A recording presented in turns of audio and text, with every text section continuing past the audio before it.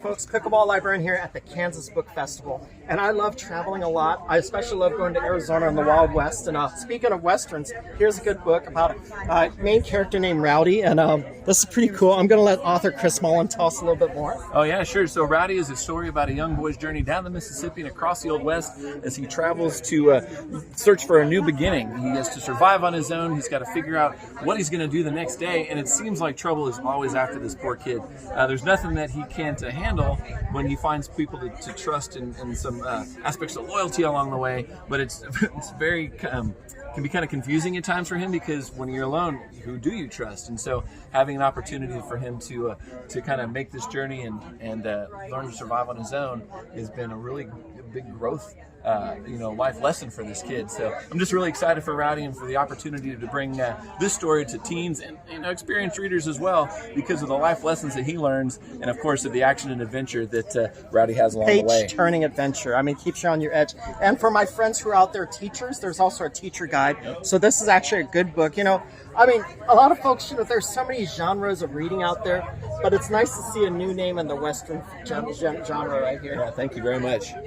Yeah, it's been such a pleasure. I've had so many different opportunities to meet so many people from across the country these past few months that it's just it's a blessing to me. And honestly, look, I'm 48 years old, and it's never too late to start following your dream. All right, and thanks, folks. With that, I just want you to know these books and reading in general is Pickleball Librarian approved. Thanks for sticking around for the paddle review. But Rowdy, if you're going to get rowdy, you might as well play with a paddle from Texas. And a good Texas company are the folks who make Dinkstar paddle. And this is the Dinkstar Carbon 16 millimeters. These things run retail for $169.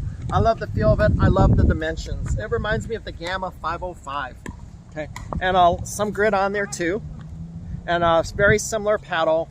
And also, it also reminds me of the One Shot, except the One Shot's dimensions are a little shorter. So these are very comparable towards the balance of power and control.